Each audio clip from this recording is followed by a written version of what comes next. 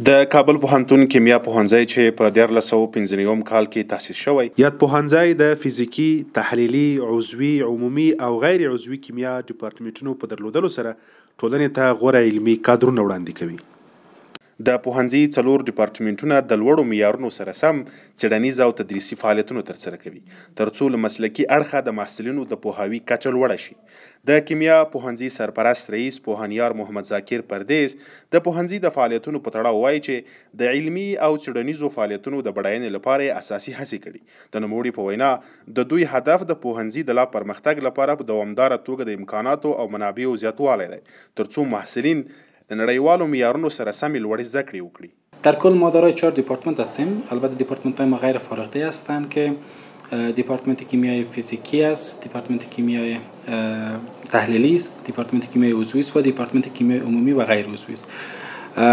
علاوه بر تدریس مضامین مربوط به کیمیا در داخل پنځه ما مسئولیت تدریس مضامین کیمیا را در پنځه بیرونی داریم. یعنی در پنځه بیرونی هم ما فعلا تدریس میکنیم. به این شکل در زیربناهای پنځه باید اشاره کنیم که ما دارای لابراتوارهای تحقیق در اینجا هستیم، دارای لابراتوارهایی هستیم که شاگردان اونجا عملا کار میکنه. یعنی هر دیپارتمنت ما یک لابراتوار تحقیق داره و لابراتوار داره که مربوط به شاگردان میشه و مسئله میشه که اونجا کار میکنن. کامپیوتر لب وجود داره که ما در قسمت کامپیوتر لب هم بعضی از مضامین ما مثلا مضامین ترمودینامیک است، فیزیک یک است که اینا بعضی از سیمولیشن ها را، بعضی از مواردی که به شکل تئوریکی با استفاده از پروگرام هایی که مربوط به کیمیا است در کامپیوتر لب اون استفاده میکنن عملا.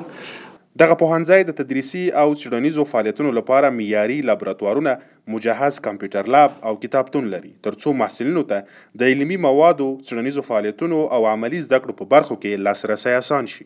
محصلین هم د کیمیا پوهنځي له شته امکاناتو څخه خوښي څرګندوي او د خپلو څیړنیزو او عملي زده کړو په برخه کې ګټور بولي. کمپیوټر لب فعال دی. موږ کولی شو چې کمپیوټر لب ته راشو، هغه کوم د انټرنیټ لارې موږ ویډیوګانو د درسي مواد موږ کولی شو ډاونلوډ کړو او ویې ګورو. او کتابتون هم فعال دی. کتابتون ته موږ ورځو، مطالعه کوو.